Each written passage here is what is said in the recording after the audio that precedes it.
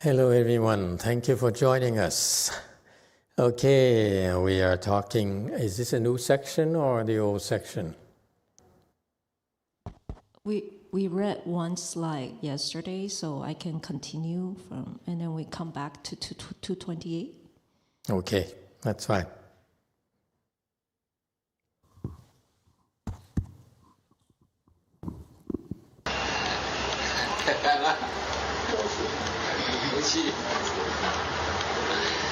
Ah, 哥们，所以啊，今年这个佛七啊打得很圆满。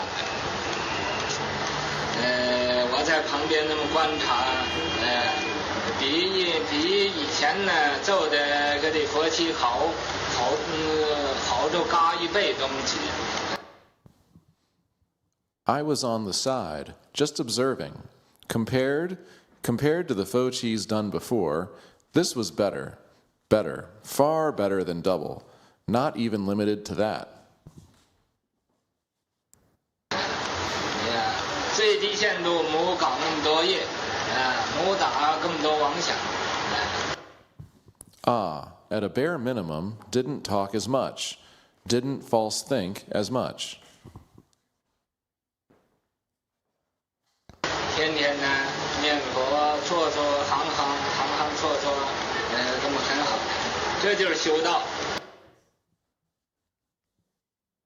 Day after day, recite the Buddha's name, sit a little, walk a little, walk a little, sit a little.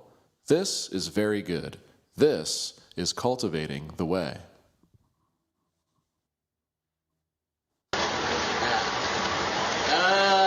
我礼拜天呢就去了，礼拜天大要啊，大早2点半钟就到泰国去，就到边卡曼谷。So, Sunday, I am leaving. On Sunday, at about 2:30, I will go to Thailand, to Bangkok, Thailand. 那么到那地方11号、2号在那儿停留1天，3号啊，就想回头到印度去。印度，在印度1个礼拜。So, when I arrive there, it will be the 1st. On the 2nd, I will stop and stay there for 1 day. On the 3rd, I want to, or I will, go to India. India. I will stay in India for 1 week. 然后啊，就到西兰，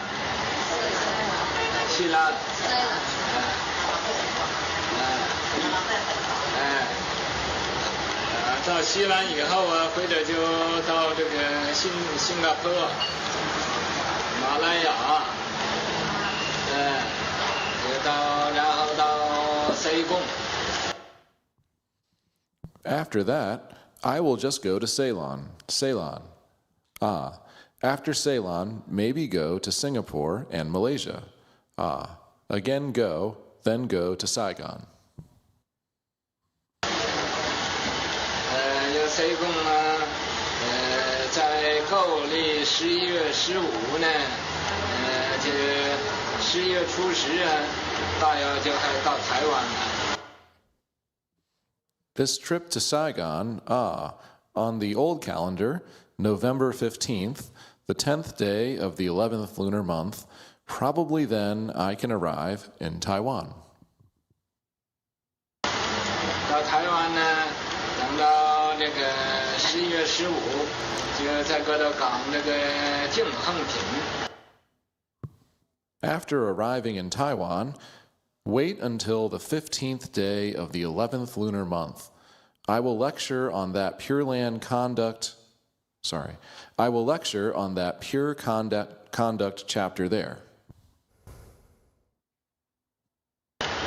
这个净横坪呢，就和港出家人呢，要怎样守规矩，要怎样修道。This pure conduct chapter will instruct left-home people on how they should follow the rules, how they should cultivate the way. 在台湾港各地听党员呢，我太清醒，或者要时间许可的话，或者再到香港来一转。I will lecture on this sutra in Taiwan. Once the lecture is done, I will see how things go. Probably, if time allows, I might make another trip to Hong Kong. 如果我们许可呢，就没法呀。If time does not allow, then I won't come. Okay, let's stop here. Okay, 228. So Master Xinhua says, I think this is towards the end of the Fochi that they were having. And so this is, I think that this is, so he says, this year, this Fochi has been done very well. I was on the side just observing, and so he noticed that it's doing better, or it's done better, twice as better than before, even more than twice. And so what does he mean by twice better? We talked about that already, that people first think a lot less, they talk a lot less, and so that's how he measured. But actually, he's not telling them that he looked at their minds. And this is how we measure you. We measure you by looking at how more peaceful and more blissful you become. What happens is in normal day life, you have so many distractions. And when you attend the Fochi, this is an environment that enables you to bring your mind back to become single-minded. And so that's what this training is about. So he saw that when you become single-minded, then you experience more bliss and more peace in your mind. That's all. And it shows. All right? It's not something that you can fake. Or is it something that we can fake ourselves? And at a bare minimum, didn't talk as much, didn't force think as much. Okay? Day after day, to recite the Buddha's name, you sit a little, walk a little, and so forth. That's very good. And that is cultivation, the way. And so this is a new concept for the Westerners back then. His students, cultivating the way so this is easy for them to do because it's a lot less demanding than China in general. So you sit a little, you walk a little, and you allow your mind a chance to settle down. On Sunday, so this Sunday he was leaving, and he'll go to a long trip. To Bangkok, Thailand, and I'm not sure why he would go to all these countries so rapidly, one after another. It would be the first he arrived there, there will be jet lag, but he stayed one day, and I don't know what he's doing there, but third day he'll go to India, so he took one day of rest and go to India. Does anyone know why? Anyone have any idea why he was going so far and to so many countries so fast? Okay, so he would go to Thailand. Probably people invited him to go. He went there and for what? I'm not sure. Maybe meet with the people who invited him and rest one day there. Next day he'd go to India and for 1 week.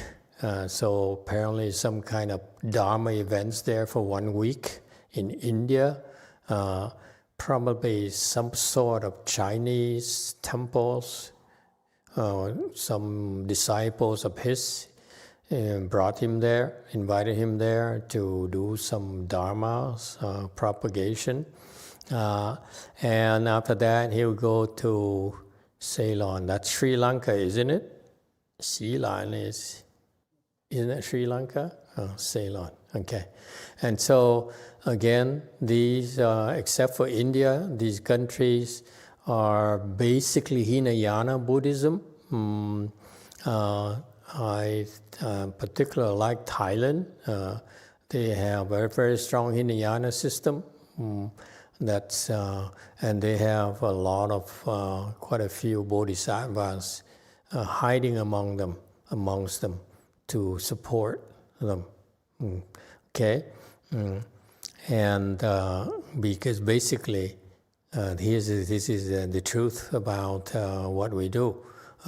Unless you're strong enough, you cannot really fight the demons.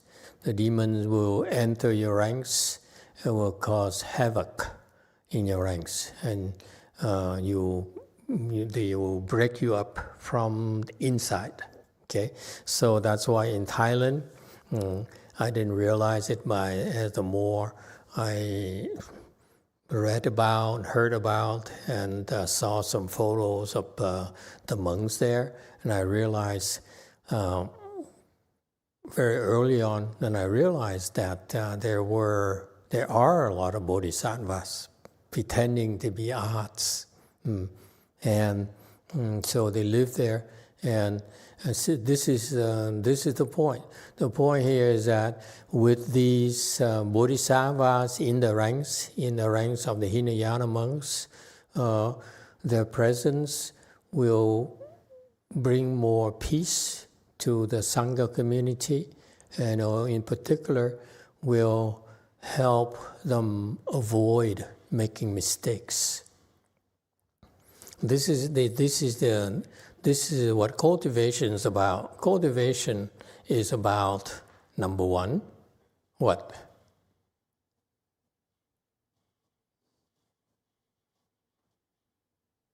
What's most important about cultivation?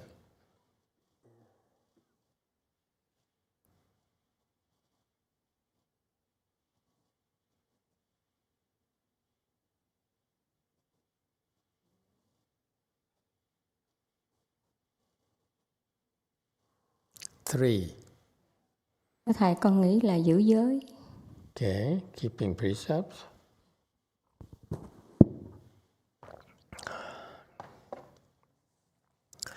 That's correct. The foundation of cultivation is to keep precepts, what I call to be gooder. When you keep precepts, you become gooder.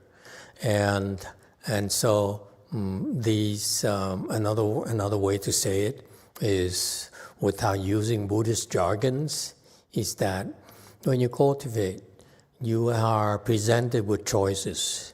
Do I get up? Do I walk with everyone or not? Do I sit down with everyone or not?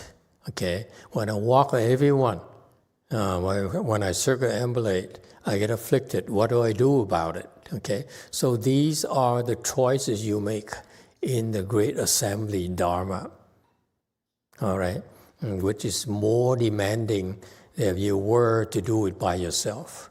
So cultivation is about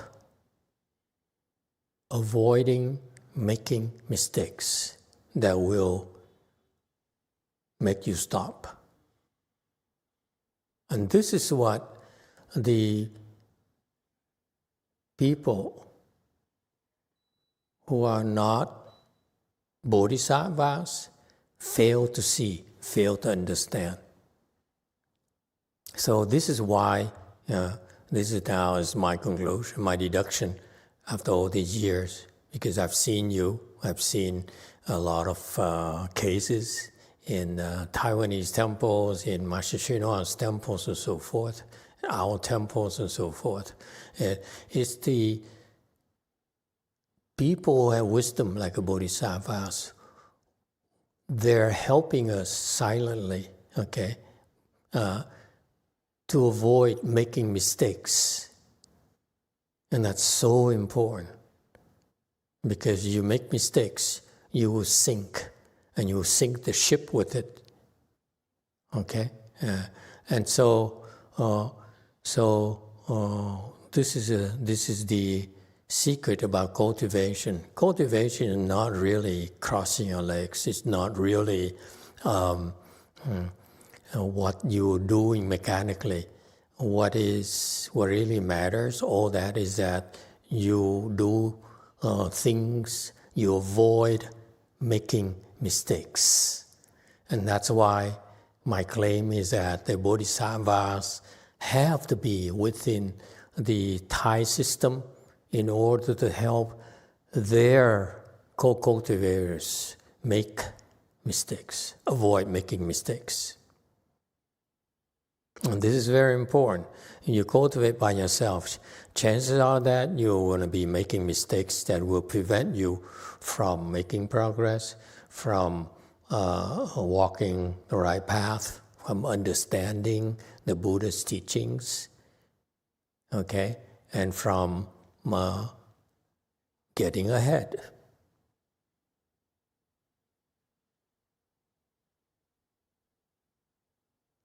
And so this is why the Great Assembly Dharma we're practicing here is extremely useful, extremely beneficial for you, because by giving you the guidelines, the instruction how to do things, by talking to you, by being here, we actually are stirring you away from trouble, away from making mistakes, and protecting you from your own karmic retributions.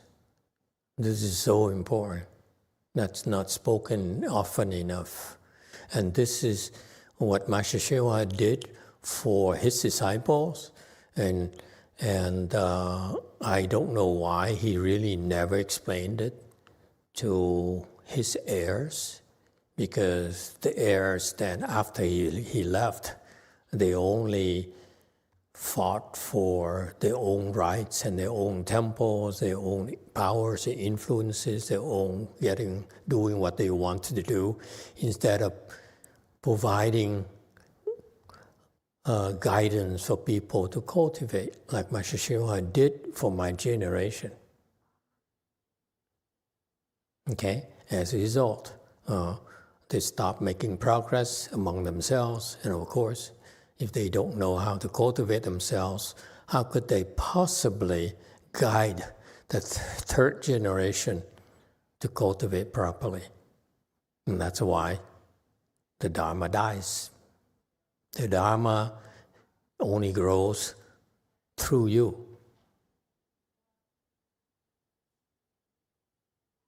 Okay? Yeah.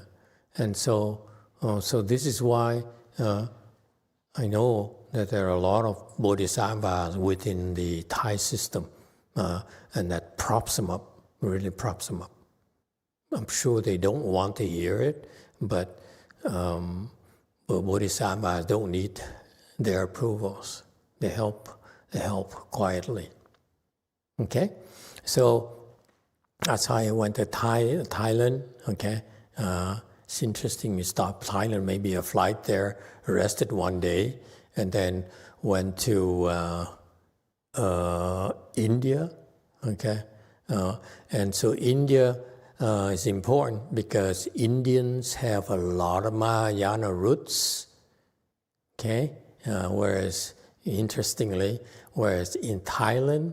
there aren't that many Mahayana roots.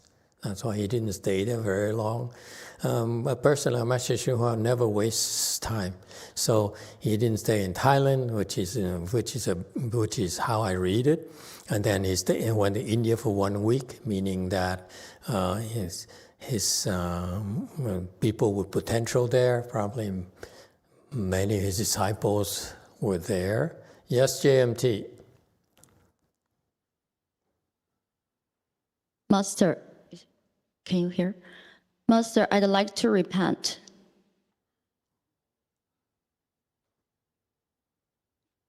Okay. Yeah, I think for the mistakes, I lashed out on Deji Sunim a few days before. No. You look nice, but actually you have a temper. Yeah, I think so.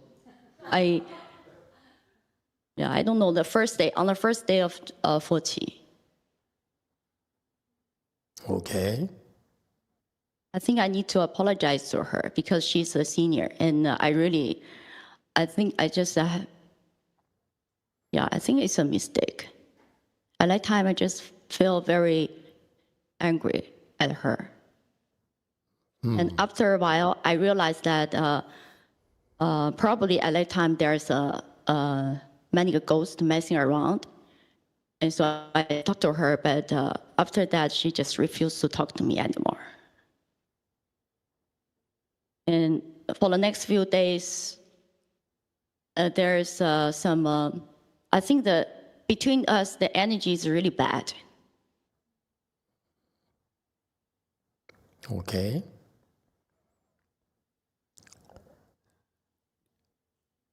Yeah. So you Anyway, I so you feel think I did wrong. you think you have to do something about it, huh? Yeah, at that time, I just feel, why you're so afflicted? Why you're so angry towards others?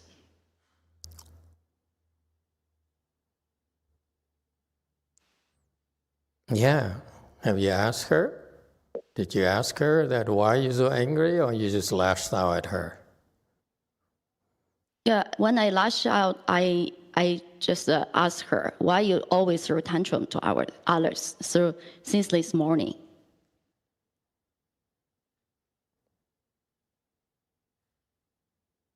But anyway, I feel I did too much and I hurt her. It's supposed to be, there's a much better way to deal with it.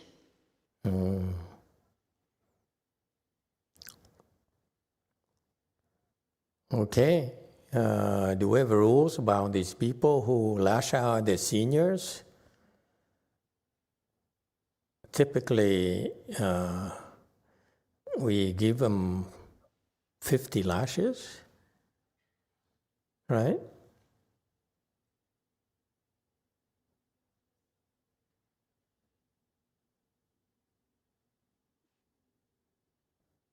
Okay, there you go.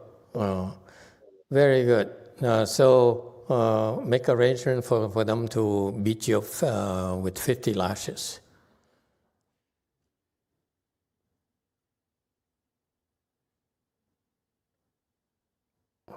You still thinking about it?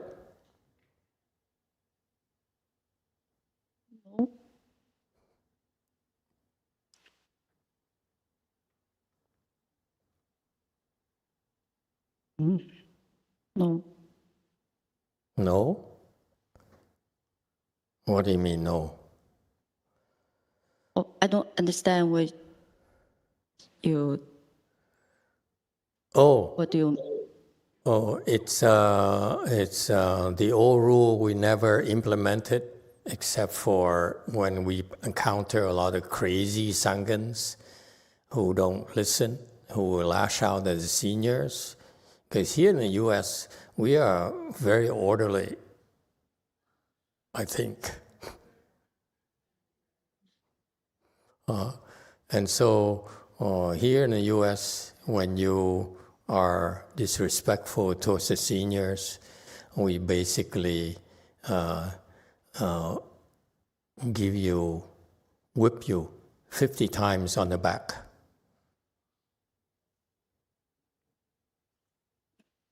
Okay. Of course, we make sure that you take off your Sangha robe, because we don't want to ruin your Sangha robe. Okay. Or That sounds very brutal. or your pajamas, Sangha pajamas even. Okay? All right. Yeah, that way you remember. You only see her as getting afflicted at others, but you don't see your stupidity. So that's why these scars on your back will help you remember how stupid you really are.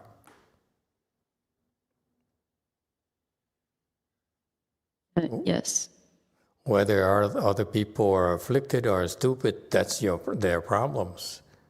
But when you lash out at them and you blame them for being stupid, accuse them for being stupid, you're the one who's more stupid. Okay? Yes. She's afflicted at others because, is she right there too or no? Yeah, she's next to me. Of course, you're not on speaking terms. Oh, yeah, right there. Okay. Of course, you guys don't understand these subtleties. Teji Sunim is manic. She gets afflicted. Okay, she has issues, and they are constantly pulling her strings to make her afflicted over this or over that. Okay, and that's her demons helping her cultivate. So that's why she gets afflicted and she lashes out at people. That's her problem. Your problem is that you too will get afflicted at her because you're also manic yourself. I remember this behavior dates back to when you were still at home as well. You used to lash out at your mom, at your sister. Yeah? Yes. And so, you see, at home, no one can beat you up. But at the temple, you make mistakes like that, we will put some scars on your back so that you remember. Okay. Okay? All right. So make arrangements for corporal punishment. I'm using words that she doesn't understand, so she says, yes, okay.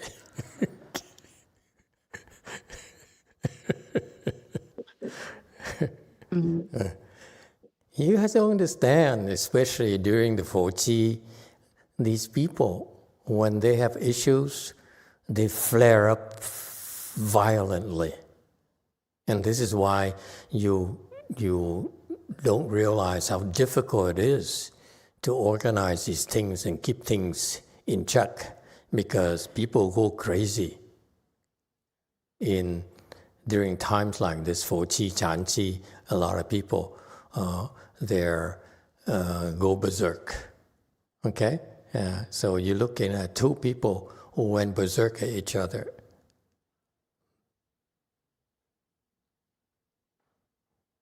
And it's so typical. When you're afflicted, you always blame someone else. And that's how you justify your affliction. And when you cultivate, what do? Number one, you realize you're afflicted. Number two, you contain your affliction. You don't act out on your afflictions. That's what cultivation is about. It's not about no talking, and not about no sleeping. And that's for babies.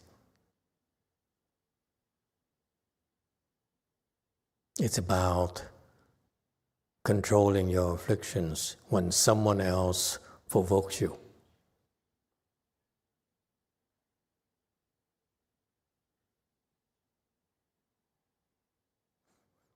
But I can explain all I want. You still will blow up. Teji Sunim will still blow up. You still will still blow up. So that's why. But this time, I will use this as a warning for you. Next time you blow up at Teji, we will put some scars on your back. Do we understand each other? Yes. Okay, you heard it. We have a contract now. The next time that you blow up, we will whip you. Okay, so Teji Sunim, I'd like you to go get a whip for me. Get ready.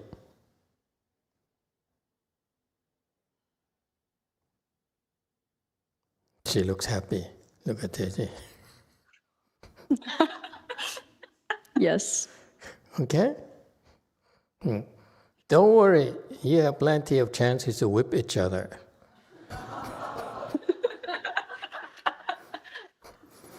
Because eventually you both have to learn to stop this nonsense. You detect that you are afflicted and you fix it right away. That's what cultivation is about. This is what people don't understand. This is why people can recite Buddha's name for 30 years, 20 years. They still get nowhere because they say, I go to the temple, I don't speak, don't talk to me, I'm a cultivator. Okay, how could you talk to me? What kind of cultivator are you? Okay, and that's why they can recite, and as soon as that happens, they blow up and they lose all the chi that's built up in their tummy. So the baby comes out right away, prematurely. Okay? And the Chinese would never explain it to you. That's how tough the Chinese are. They say nothing. They say, just follow the rules. That's all. Don't take breaks. Don't talk.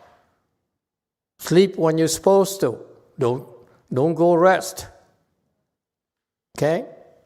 And they never explain to their people why they're doing it. That's why the percentage of people who cultivate with them, usually nowadays, none gets very far. Because they get afflicted. And they said, the heck with you. I don't need you.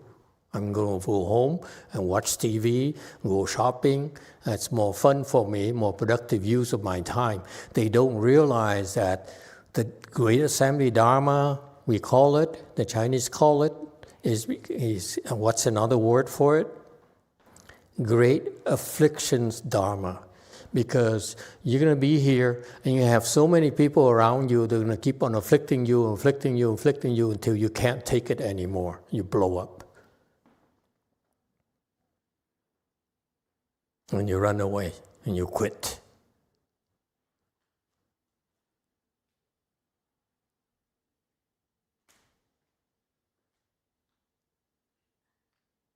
So your job is to contain it.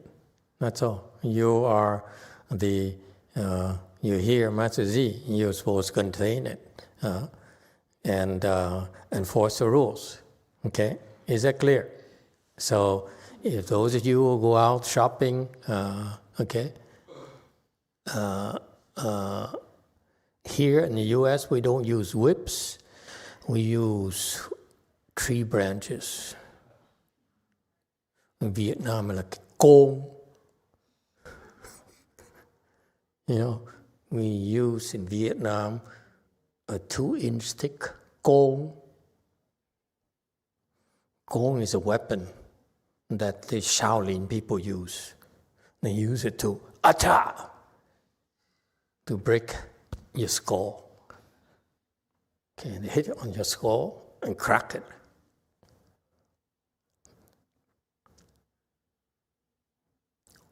Okay, that's what Musashi Yamamoto did to kill his biggest rival. Did you know that story? Never mind. You have to earn that story next. Okay? Now I'm not in a good mood because my 2 bhikshunis in Korea are fighting each other to death quietly. Okay? All right.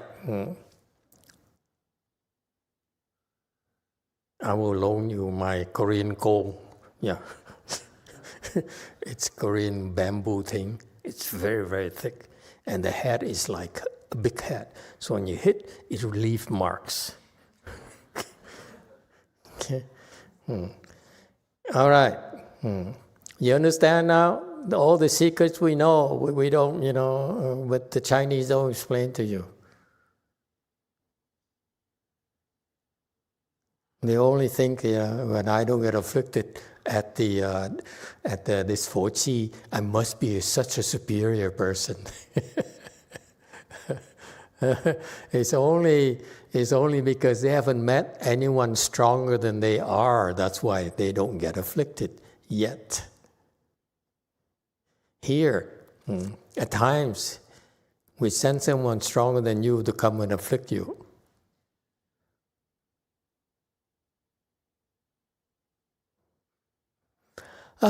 Things we do for you when you take us for granted. Okay, anyway. Don't do it again. Next time, we're going to beat up both of you, you idiots. Yes, Master. Okay? XN, you make sure you will get me a whip, okay? A real good whip. I got a feeling not just these two will be beaten up, but I think of a few more people who need to be beaten up over there. You are such strong Korean women.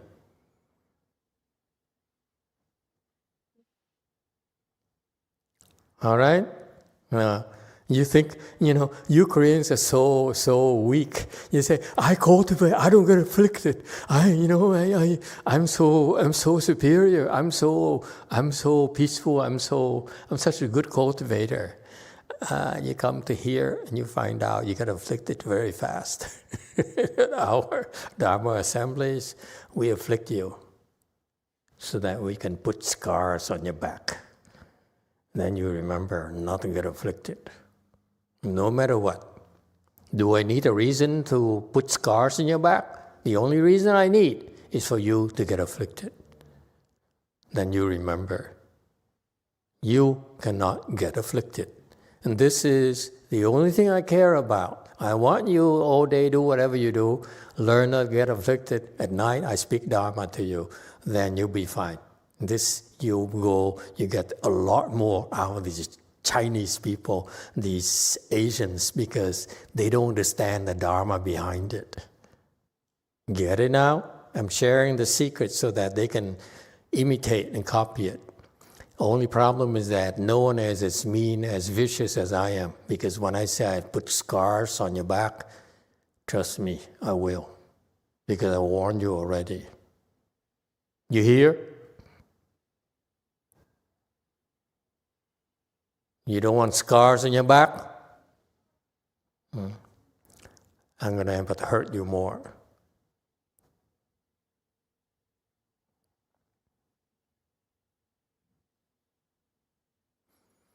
Okay. Any questions about this? See how patient I am. I've been doing this for 20 years now. You don't realize how difficult it is. They keep on, these demons, these losers who keep on coming and at you and challenge you and cause problems within the assembly. Okay? And that's why it's very difficult to organize this year after year after year after year.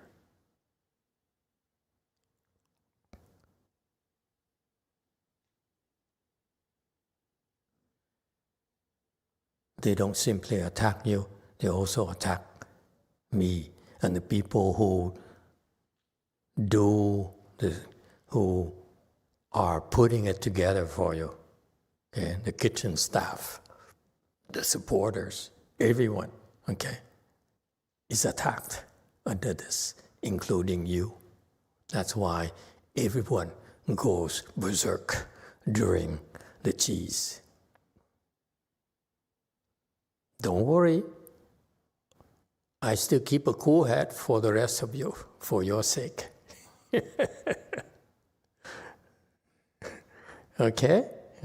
Don't worry.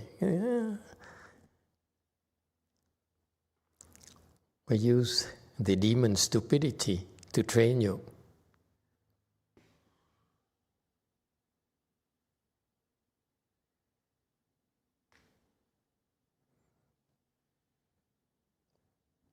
They can't help themselves. They have to come and afflict you, no matter how much I challenge them. I said, you're so stupid. Okay? And they say, oh yeah? I'm going to even make her more afflicted next time. I said, oh yeah? Let me see what you can do.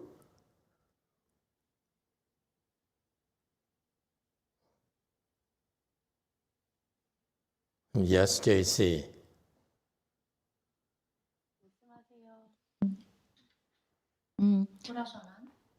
마스터, 제가 며칠 전에 불단의 꽃을 공양하기 위해서 꽃시장에 가서 장미를 사왔어요. 근데 화병에 꽃을 이제 꽂으려고 준비를 하는 와중에 저에게도 큰 번뇌가 왔었고, 그리고 그것을 참회하기 위해서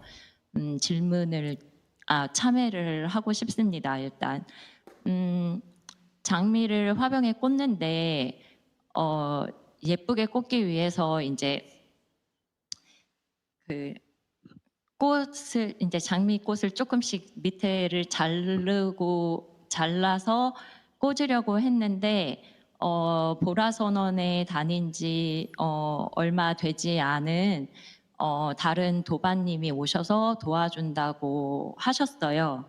근데 그 도와주시면서 꽃을 너무 짧게 자르더라고요. 그래서 처음에 한 송이를 짧게 잘라서 너무 짧다고 얘기를 했는데 그 다음에 또 똑같이 짧게 자르신 거예요. 근데 그 일로 인해서 제가 되게 크게 번뇌가 찾아왔고, 그래서 다음 날 또 화병을 또 다시 정돈을 하면서 꽃을 다시 이렇게 정돈하면서 꽂는 내내 그 생각이 멈춰지지 않고 화가 계속 좀 차 있는 상태로 꽃을 꽂아서 다시 불단에 올렸습니다. 그리고 그렇게 화내는 마음으로 꽃꽂이를 해서 불단에 올리는 게 좀 죄책감이 좀 들었던 것 같아요. 그래서 일단 참회도 하고 그렇게 다음 날까지 좀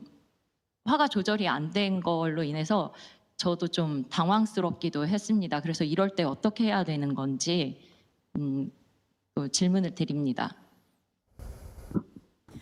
Master, I have something to repent. Also, my question is, if there's an affliction, what do I need to do? I'll give you the detail.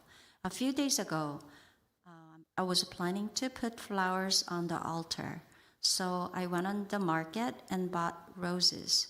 And then I got the vase to prepare. And then there was affliction during that preparation. What happened was I was putting roses in the vase, and I like to arrange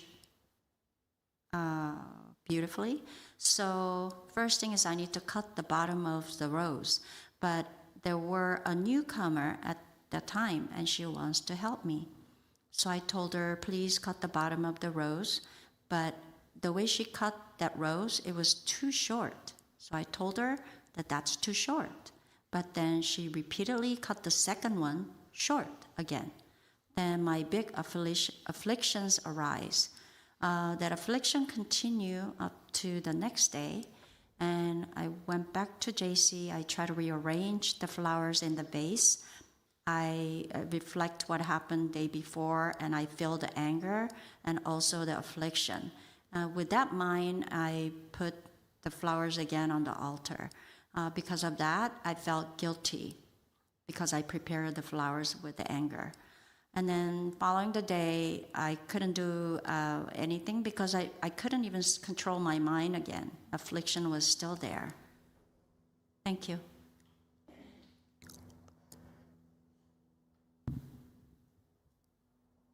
It doesn't matter at all how justified you are in getting afflicted. your mind is very good at justifying your bad behavior, your afflictions in particular. This is what you're learning. That's why every time you come to a Fo Chi or Chan Chi or Wan Yin Chi and so forth, you get afflicted. If it's not this, it's going to be something else.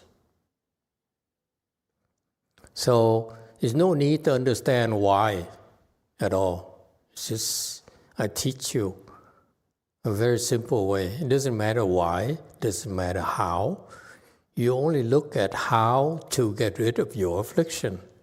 Put it out as quickly as possible. That's the only thing that matters. No rhyme or reason. If you're afflicted, you're being stupid. That's all. So you do whatever it takes to get rid of your affliction. Because for you in particular, you blame that person for cutting it short. You should have blamed yourself. You say, geez, I should have let her cut 2 pieces. She cuts it short. What I should have done is that I'll explain to her, I want a little bit longer, and I watch her. She cuts it short again, okay? And then you take over and say, oh, excuse me, I need some help over there. Would you mind going over there and fix it for me? And then you cut the roses, okay? You do whatever it takes not to get afflicted anymore. That's all. So whose fault is it? You didn't contain your affliction. That's the only thing that matters. That's called cultivation, folks. The Asians, the Koreans, the Vietnam, the Chinese, the Thai people look at, I need to be peaceful, I need to be blissful. I don't teach you that way. I afflict you. And I remind you that you're not supposed to get afflicted, you idiot. When are you going to learn? You're so stupid, and you think you're smart. That's all I ask for you during this tea. Okay? I don't care if you talk, I don't care if you sleep, but if you decide to cultivate for 10 minutes for me, intensively, because that's all the time you have, that's all you want to do, just cultivate. But during the 5 minutes, do not get afflicted. And then cultivate for 7 minutes without getting afflicted, and so forth and so forth. That's all you have to do for me. But when you get afflicted, then you learn to get rid of your affliction, put it out immediately. You don't need a reason. The only reason is because if you don't, I will scar your back. You hear? Do we understand each other?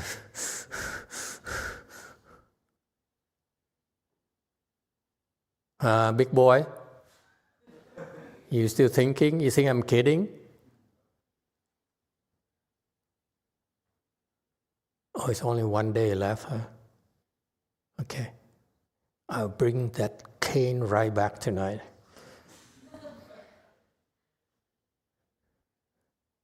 You love it. It's a beautiful cane. I've been hanging on to it and trying to figure out what to do with this. Now it has its purpose. Do you understand now? This is why we're far better than the Chinese, we're far better than the Koreans, because they do it mechanically. They're like robots. We call it eye cultivator.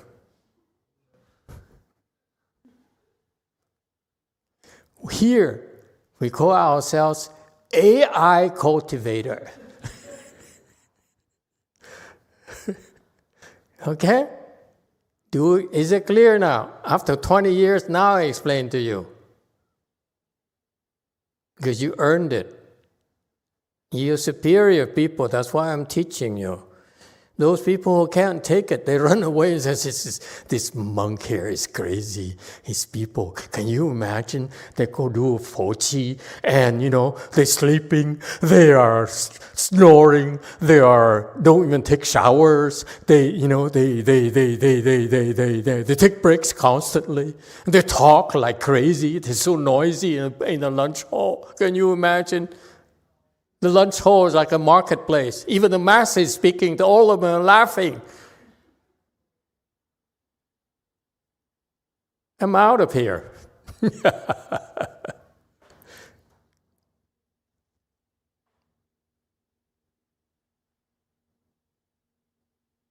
And if I didn't give you the Dharma talk, who's going to explain to you? You'll be cultivating for 20 years. For Fochis and Chanchi for 20 years. You still feel you're so superior until I look at you and say, why are you afflicted? You're so stupid. And you don't get it.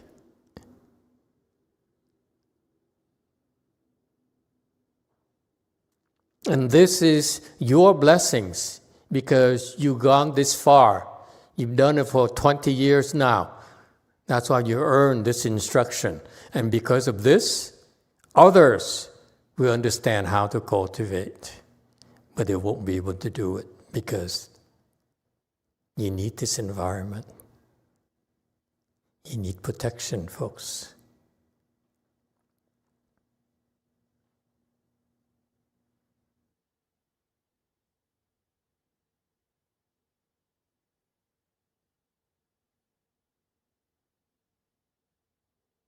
And this is what my master did for my generation.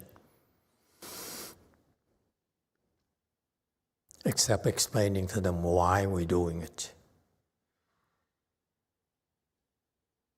Does it help? That's why I don't want to see people walking around, oh, I'm so blissful, oh, I'm so peaceful, all of you. A few, I can live with that. If I see no one afflicted, I'd be so disappointed. I want scars on people's back. You hear? We need to choose someone to beat them up.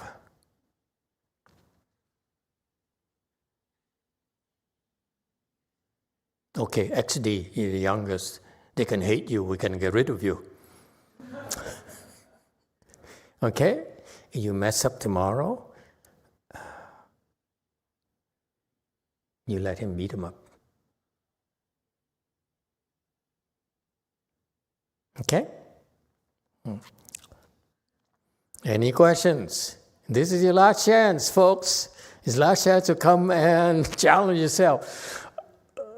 Do you dare come to the real cultivation or not? Big boy? You want the entire day of reciting? That's for babies, for boys. This is for men and women. We do the real deal. Yes, too. Thank you, Master. I get afflicted whenever I go to my daughter's room. She's 20 years old and her room is a mess. So to get rid of my affliction, I simply close her door or I do the cleaning for her. So how is that teaching her responsibility when I do clean her room to get rid of my affliction? Can you find a different way to get rid of your affliction without cleaning her room? Close her door and try not to go to her room. Whatever it takes. Remember, you're afflicted. Whose fault is it? My fault, not teaching her how to clean. It doesn't matter. But whether you teach her how to clean or don't teach how to clean, doesn't matter. You cannot get afflicted. There's no but. Oh, okay. If you're afflicted, it's your fault. Mm. If you're afflicted, you have no use to her. You're a bad example. If you're afflicted, she's going to inherit the same temper from you. So when it's her turn to have a daughter and have a son, she will go and clean the rooms and then yell at them. That's what you're doing. That's the harm you're doing to your own daughter. Mm. But if you can contain your affliction, then she cannot use you as an excuse to say, it's okay to yell at my daughter when she's wrong.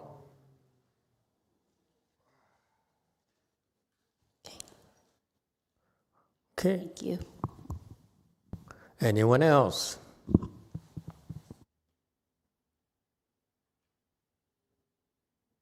Doesn't matter. You don't need to teach her.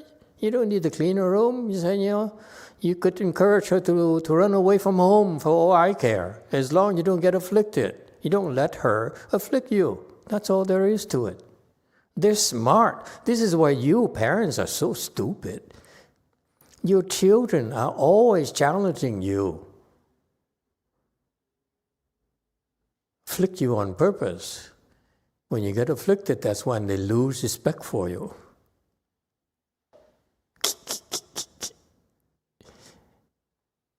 And big boy, same thing with your wife.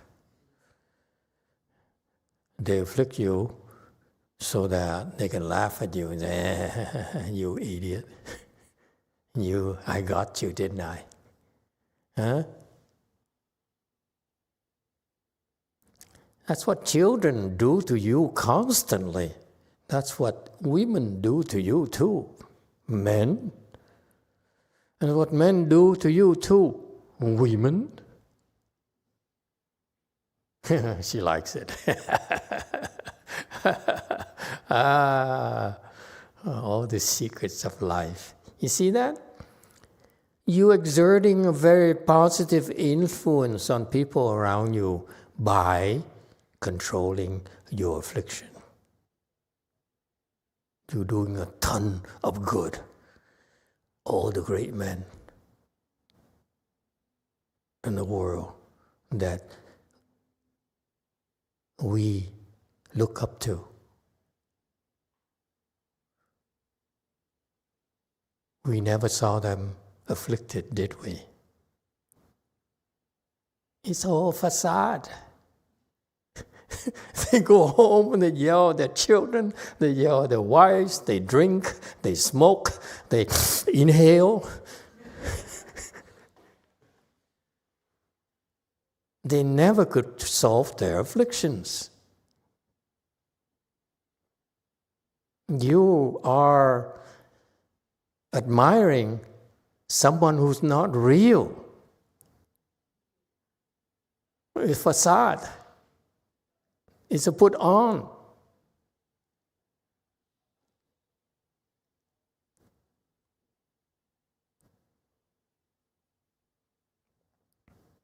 How old woman, did your teacher teach you this? Huh? Master Shenhua disciples. Huh?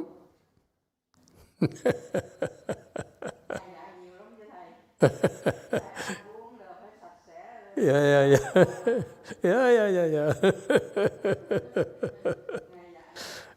Alo. Ngài dạy nhiều lắm chứ thầy. Sẽ đàng hoàng. Except how to become enlightened. Chứ đâu phải là bê bối đâu. Yeah. Okay, very good. Translate for her. The woman, she has so much to say. We learned so much from Master Shenhua, she says. Hello, Master. We learned a lot from Master Shenhua. He taught us how to clean up and how to be tidy of ourselves.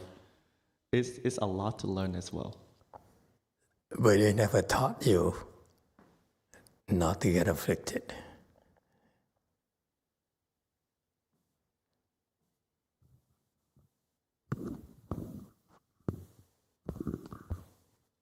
Mình ở đời đó phải cho nó lịch sự, gì đâu đó cho nó đàng hoàng. Rồi mà miễn mà bê bối đồ này kia thì mình thấy là phiền não rồi. Miễn mà mình sống cho có nề nếp đồ này kia thì mình đâu có phiền não đâu. Miễn mà sống bê bối thì nó rất là phiền não cho mình. Cho xung quanh những người xung quanh nữa chứ đâu phải là ấy. Mô Phật.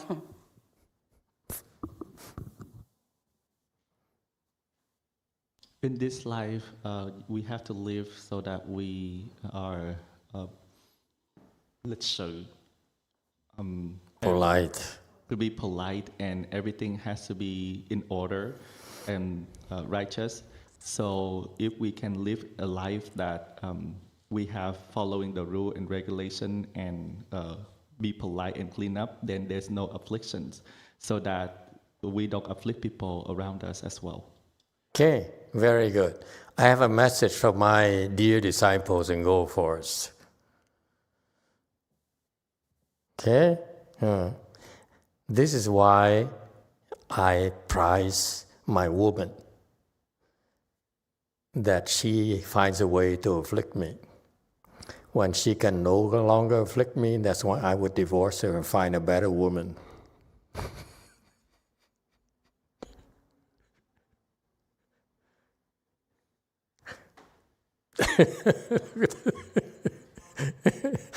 The women like it too much. Same with men.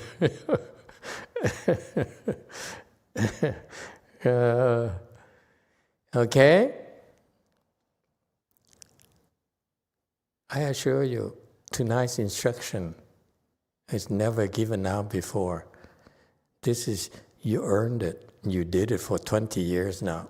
Now I explain to you why I've been doing for 20 years. And you still don't get it. That's why I need to explain to you. Yes, back there. Hello, Master. YouTube has a question.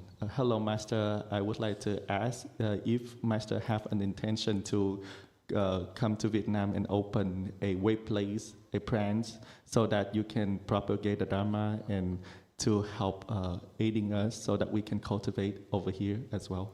Who asked? Vương Việt, there's a YouTuber. Okay. I hope to. I know there's a monk in my ranks who would love to go to Vietnam and teach Vietnamese. The old monk at the DTT, he can't wait to go to Vietnam. He wants to go back to his fatherland, and save his people. So if the opportunity arises, sure, why not? I will send him back. Hey, old man. See, he looks happy. Còn chưa xứng đáng dạy bên Việt Nam này. Bên đó như người ta tới 18.000 ngôi chùa luôn, mà đâu cần tới mình đâu. Okay. Master, I feel that I'm not worthy to teach to teach in Vietnam. Over there, they have about 18,000 temples already. Okay, then don't go. That's the answer for that gentleman. The old monk refuses to go.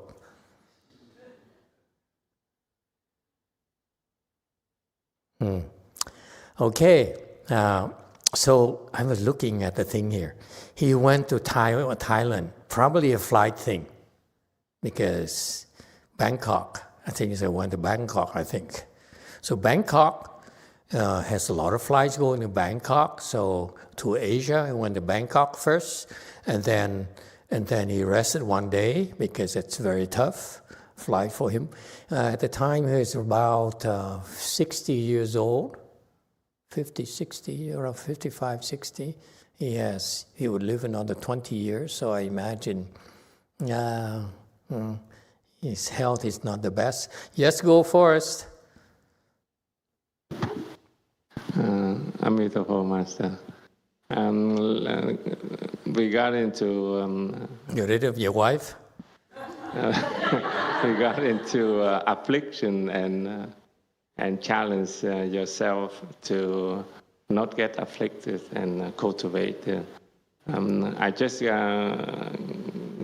came off a 9-day fast during the Fochi and during the Guan Yin Chi and Fochi, and it's really a challenge for me, and it's very interesting because after 4 or 5 days, your body is very weak, and you keep bowing and recite Guan Yin's name, and so it's really nice and really challenge.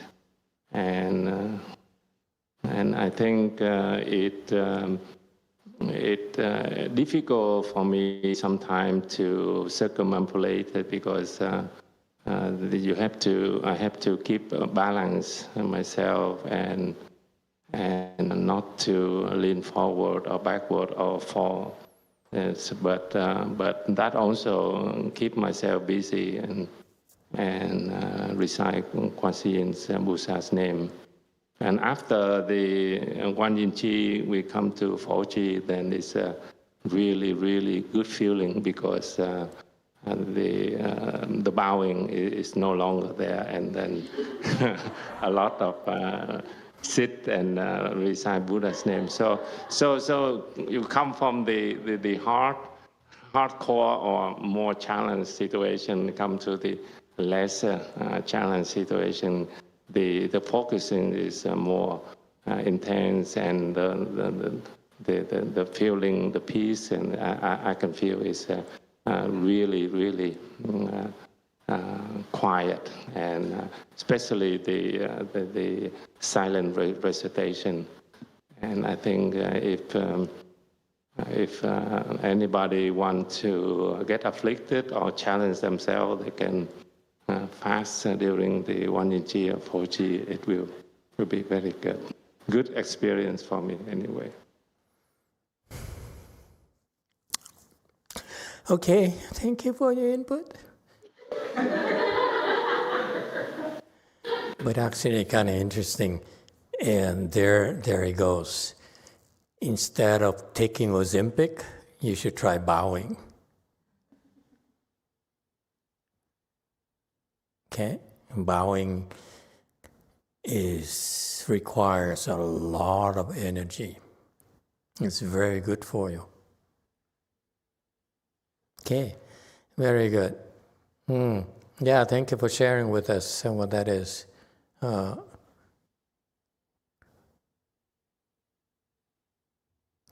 right, so let's move on. This is enough. I don't want to beat a horse to death.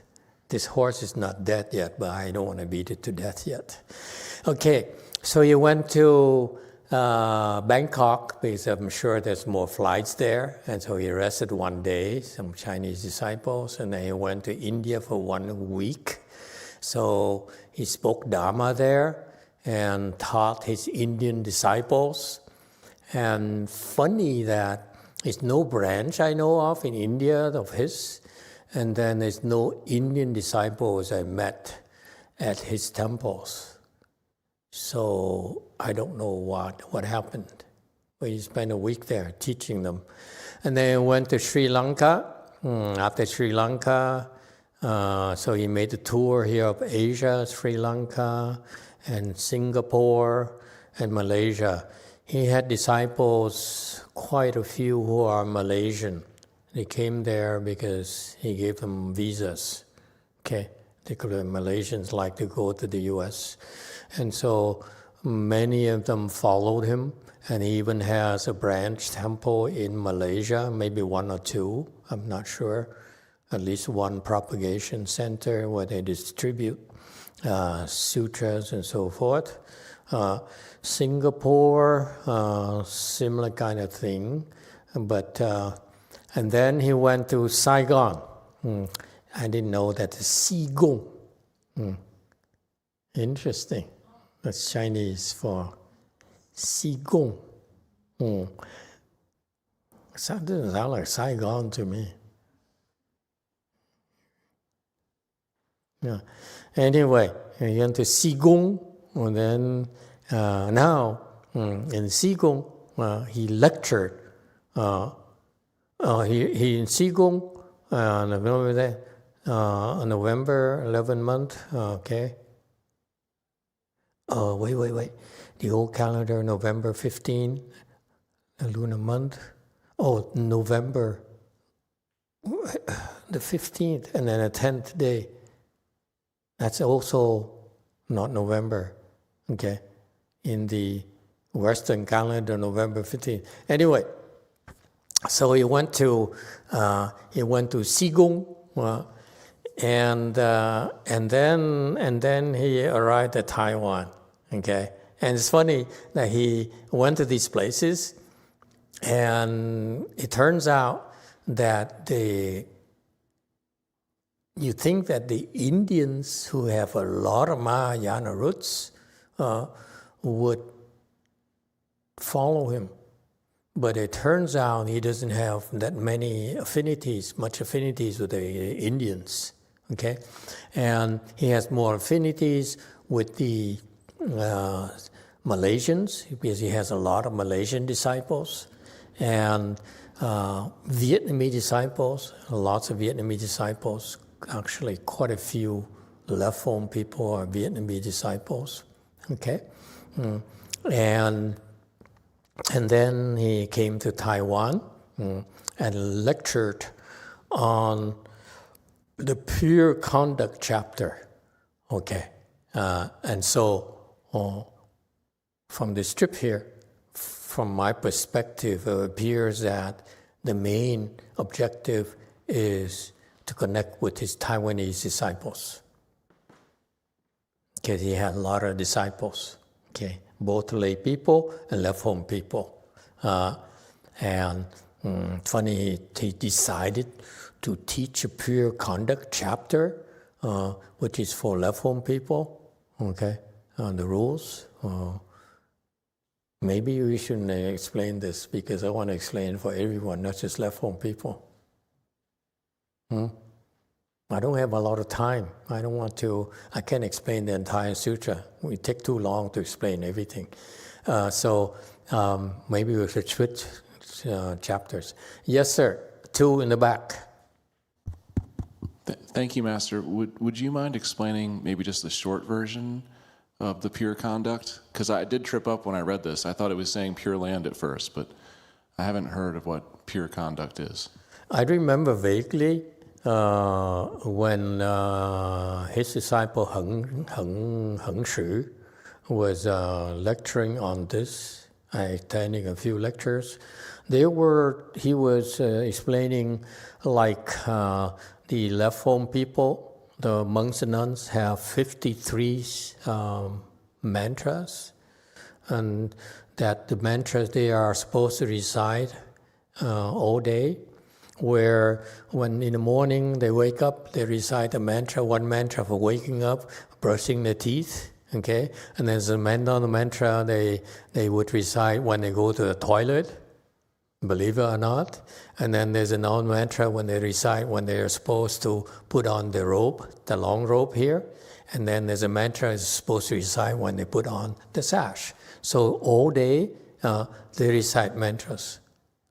And that's the pure conduct chapter.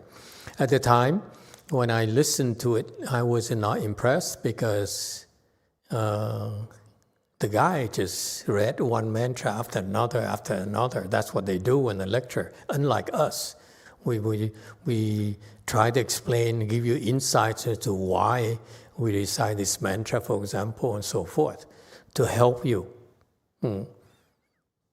make the connection and find some use out of it. And so if I explain this Pure Conduct chapter and it's only geared for left-home people, then the rest of you would lose interest very quickly. Okay? So I think because limited time I have left, I need to explain sutras that are more of general interest. Chapters are more of general interest. Okay, so anyway, and so he explained the Pure Conduct chapter here. Does it help?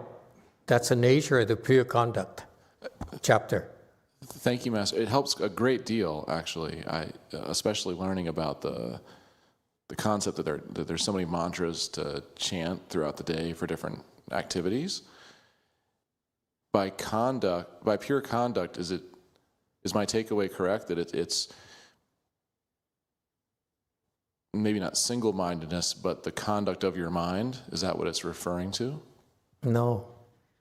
It has many, many uses. This is why, if I explain it to you, it helps the left-home people, but it really doesn't help you. Okay, pure conduct is that there's many, many aspects of it. It was never explained to me. Okay, and I'm not sure much sure I explained it to them either. That's why these people, it's just not a bad thing to do. If you simply recite sutra texts like I used to teach, what's his name? xian yao. Okay? That since you don't know a lot of the Dharma, you don't have the skills, the first thing you do, you recite the Mahayana text, the text from the patriarchs. That time there will create tremendous blessings for the listeners and for you. And then if you understand, you have a chance, you explain a little. Okay? That's what most monks and nuns can at best do. Okay? So you don't need to explain the way I do, because I try to expand the knowledge of American Mahayana beyond the Chinese style, beyond the Chinese scriptures. So my challenge is bigger. Okay? But this Pure Conduct chapter here, basically from first glance, okay, I never spend that much time. I read through this chapter once, and it's a lot of, I remember now, it's a lot of these mantras, 53 mantras. I remember attending Heng Shu's lecture, and he went through one or two of these mantras, 3 mantras after 1 hour with translation, so half an hour. And so total, and for in English. So I remember now, I didn't get much out of it, that's why I said. But now you asked, there's a reason for that. There are many, many reasons. Number one, I keep it short for you. I give you 2 or 3 reasons, that's all. Okay, there's many, many wonderful reasons why it's in the Avatamsaka Sutra. And it's not explained. I don't think it's explained by Master Shinhua, because I read the English translation. He didn't really explain much either. Okay, why is it called Pure Conduct? It's called Pure Conduct because the number one information, the number one thought I want you all to be aware of is that for left home people in particular, but it's not necessarily confined to left home people, okay? When they go through their daily lives, okay, because of their commitment to this lifestyle, where they give up worldly pursuits, and so they can focus on purifying their minds. Because you lay people, when you get up, okay, and you brush your teeth, you started scheming, make more money. Anyone? You're planning to go have some coffee. Anyone? You're going to go have some breakfast. Yeah? And then you have to get afflicted. Remember, the kids have been misbehaving last night, you afflicted. Okay? See, so your mind is scattered. And you are all constantly chasing after your desires. Whereas left home people, we remind ourselves, why we're wearing this sash here? Why we're brushing our teeth? Why is that when we go to the toilet, how does it help us? So every single moment of our lives has purpose and has meaning. That's what really makes left home people's lifestyle very, very special. It's not for everyone, but the people who are able to last very long, they get more and more immersed in it. So this chapter here is a reminder. Every single waking moment, every single act in your life has a purpose and has meaning, which what you lay people cannot say. Thank you very much, Master. That's why you purify yourself from worldly desires.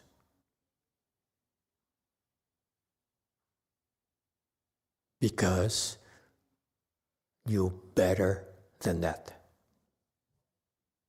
This path, you're better than that. So there's a dharma, there's a process where we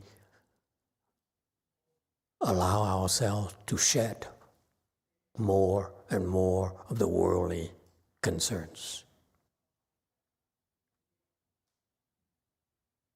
So it's a reminder, okay, when we drink, we say, as I drink this water here, I realize there's 84,000 creatures, the Buddha says.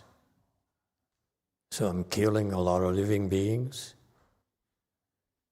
Okay, therefore, I will cultivate harder so that I can help them get to the Pureland. And recite a mantra to help them attain rebirth.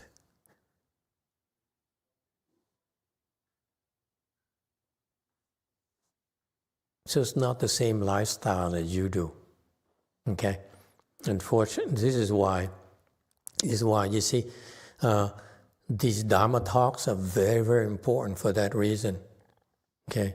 As I said, before I was polite, I said the ratio for the Chinese or the Asian is you recite 14 hours, you practice for 7 hours, 8 hours reciting, walking, and so forth. And then you listen to the Dharma for 1 hour, typically in my master's temple, and usually translation. So you hear the Chinese part, and then you listen to the English translation. So you only have half hour of Dharma. For us here, the same schedule. You walk around, you cultivate for 8, 9 hours, okay, 6, 7 hours, I don't care, whatever how long it is. And then you listen to the Dharma for an hour and a half, especially for the Fochi here. For the Emperor Liang's repentance, I will cut it back to 1 hour, okay? Because there's a lot of bowing for you. All day you bow. You'll be losing a lot of weight. Hint, hint, okay? If you're interested, okay? And you're getting healthier through that process, by the way. You bow all day, it will do wonders for your health. Okay? I will only speak Dharma to you for 1 hour. But you see, the ratio is that this is why you're progressing so much faster than the Chinese style or the Korean style or Vietnam style, whatever. Okay? Because the ratio is that I don't even care. You do for 6 hours, 7 hours, 10 hours. Okay? Just give it your all for me for that short time you can commit to. But the most important part is right now. Because you're building a lot more blessings you don't realize. Think about it. It's because of your questions tonight, your interest tonight. That's why I revealed to you how to cultivate the way that the Asians never understood how. They have the patriarchs, but their patriarchs never explained to them that way. Never, ever before. So it's because of you. Therefore, you see, the blessing you create from this, tonight, for example, is because of you. You're benefiting not only yourself, people around you, but also it's recorded and will be there for many, many generations. This is the first time ever it's explained to you. Okay? And that's why your blessings are incredible. You're benefiting so many people.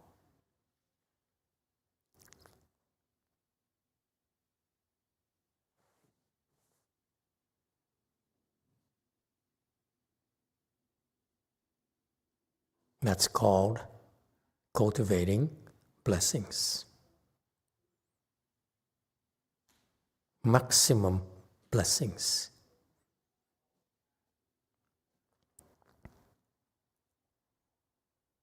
All right? And just blessings, and then the Dharma talks will also help you plant and open your wisdom as well, which is the purpose. Why are we doing this? Okay? All right.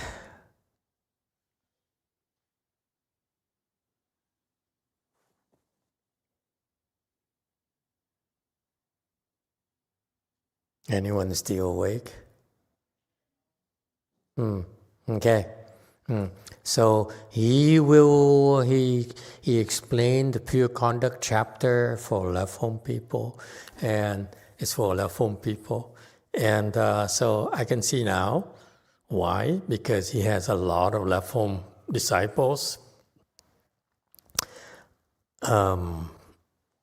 Taiwanese, and the Taiwanese are extremely supportive of left home people's cultivation.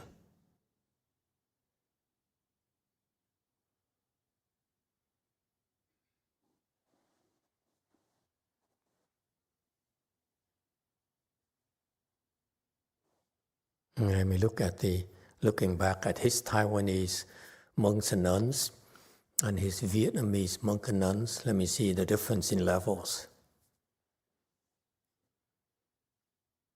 Why he didn't explain it inside Sigung, but explain it in Taiwan.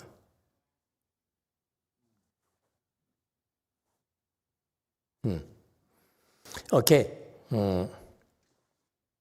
I will lecture. Are we there yet, or?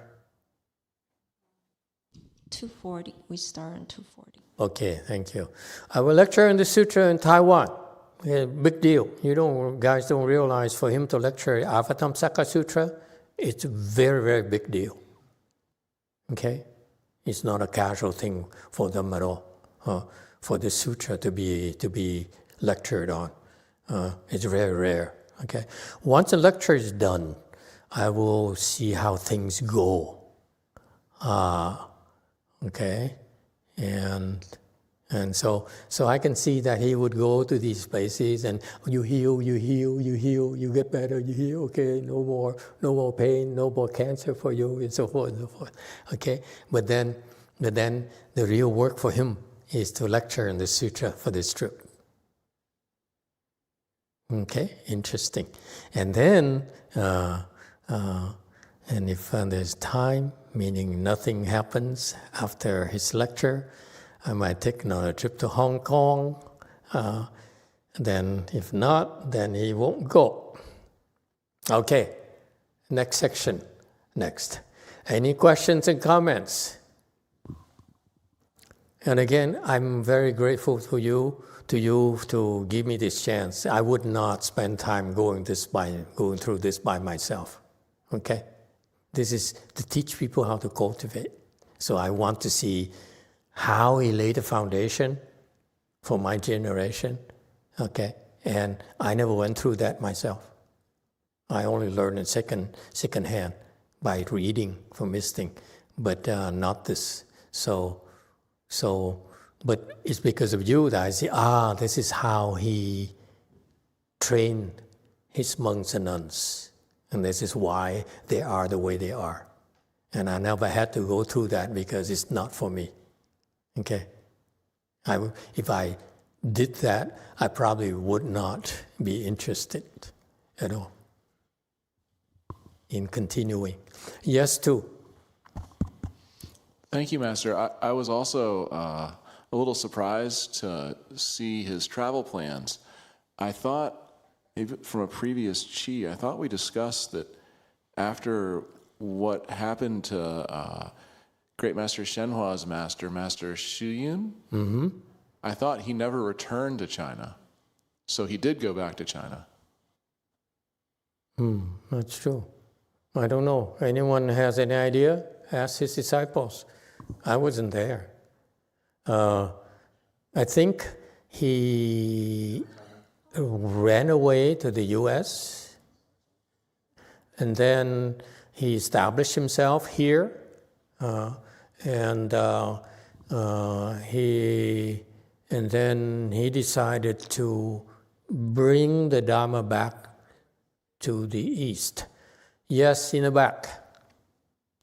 Master, as I know, Hong Kong back in the day was not part of China, is a British colony. So yeah. It doesn't count as China. Right. And so I was coming to that. But this Hong Kong was really not China. This is an independent territory from China, so he can come and go as he pleased. Back then, I don't think it was that easy for a monk to be able to enter China, because they're very strict about who they allow in, and especially monks and nuns who ran away, like Master Hsuan are really not that welcome back.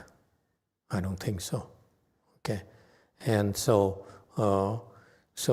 it's interesting that he went to an Asian tour. I'm sure he brought his disciples there to go with him, and it helped create conditions for a lot of these people to come to the U.S. later to cultivate under him.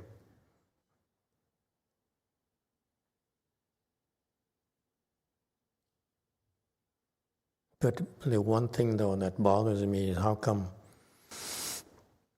he didn't really train the Vietnamese, he didn't really train the Taiwanese, because the level is too low. All in Vietnam, monks and on level too low, Taiwanese too low. I don't get it. Yes, one. I remember I heard, I think the time Master Hsuan lectured in Saigon, I think the Vietnamese translation, I heard that he said the Vietnamese lack of blessings and because of their killing karma. That's what I remember. So.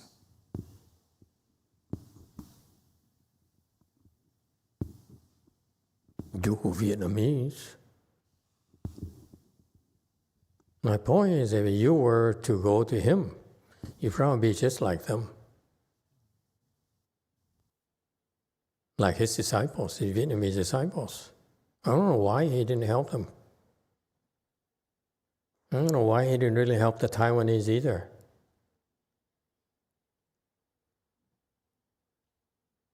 I don't get it. Malaysian. Even the Malaysian monk I met, disciple of his, no good.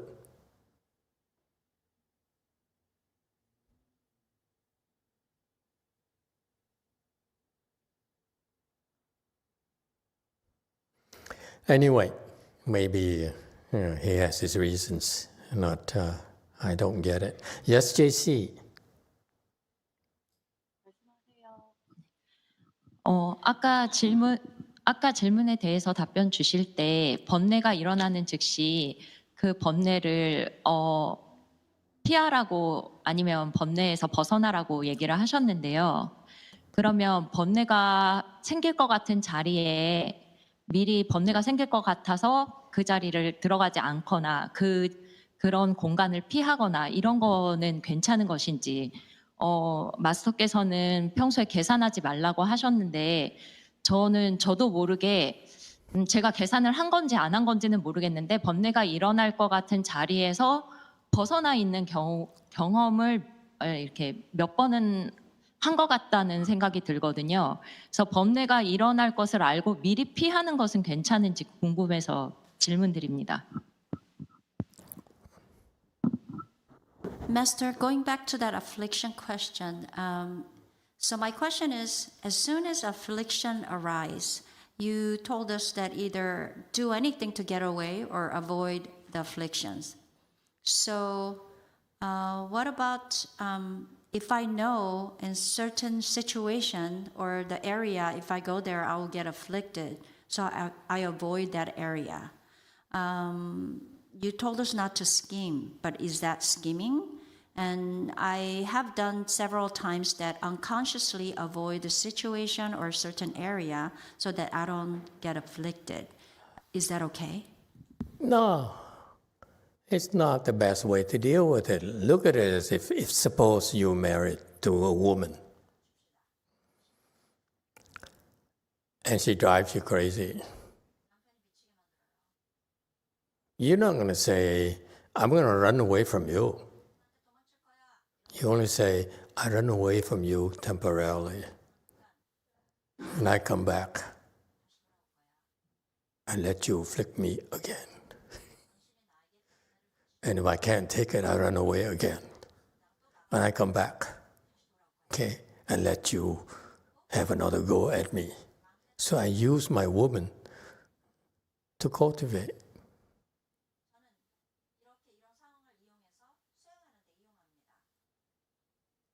That's why I would suggest to my disciples,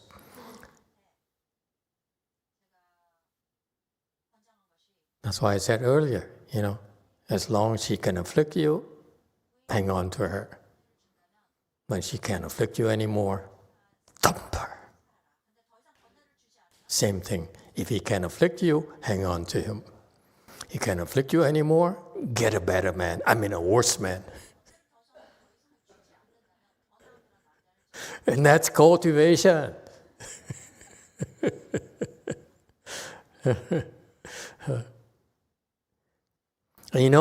I tell you, I give you a prediction as well. If you get, let me speak, take care of the men's side because men are weak. Okay, I don't want to help you women anymore. Okay, men so much weaker. Okay, and you women nowadays. Listen, this is how you use them to get stronger and stronger and stronger. It's very much like hitting in Taekwondo. You hit against the board, and it hurts, right? It hurts. But your skin gets thicker and your bone gets stronger. Don't be scared of women. Let them afflict you. You hear? The women, in contrast, they want to run away. We are men. We're different. Okay? We let them afflict us. Okay? And don't need to run away from affliction, but contain it. If you get to the point where it's unbearable, you run away. Say, okay, you win today. You only tell yourself, don't say that to her. Never admit defeat. You just say, excuse me, honey, I'm sorry, I have to go to work, or I need to go to the bathroom, and then go and recite the mantra. Every time I go to the bathroom, I swear the living beings will dump all their afflictions and cleanse their soul. And on. So you have antidotes. This is what will make you stronger and become real men. You hear? And if you do that, one day when she can no longer afflict you, okay, that's when she realized how real a man you are, and then she got on her knees and said, please, love me. That's when you said, nah, let me think about it. You're not much use to me anymore. That's what strong men do. Okay? It only applies to men. You women don't have to hurt my boys.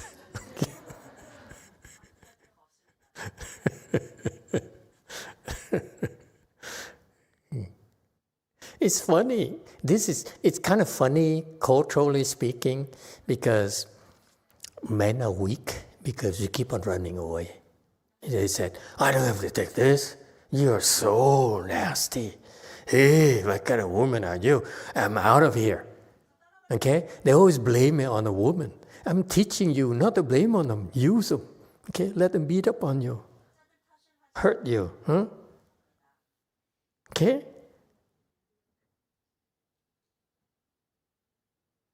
And once you really understand, then you become grateful to them and say, oh, you are so evil, woman. I love you. Only I can understand you. And that's how relationships improve. Yes, to touch a soft nerve here. Thank you, Master. I'll make it really short. Thank you. When we have an argument, he walks away. He walks out the door. Lately, when we have a little bickering, he says, "You're absolutely right." He always says this to me, so therefore I have nothing to argue with him. That's called diffusing. Okay? And that's wisdom. Thank you for bringing it up. The reason that you face them is because it helps you time and time again figure out a way to solve the conflict. That's called wisdom development.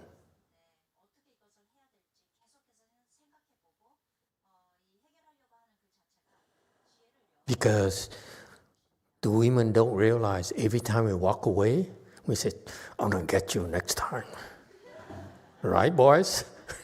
"I'm going to get you. I swear to God." And that's how you challenge yourself. You get better and better and better. And that's why eventually you look back at her and say, "Boy, you're so evil, but I feel sorry for you. You can't affect me anymore." Thank you.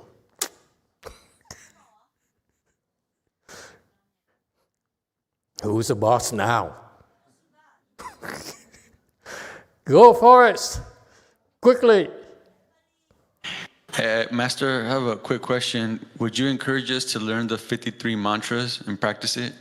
Just for fun, kind of? No. As for left phone people, we don't transmit it to you, lay people.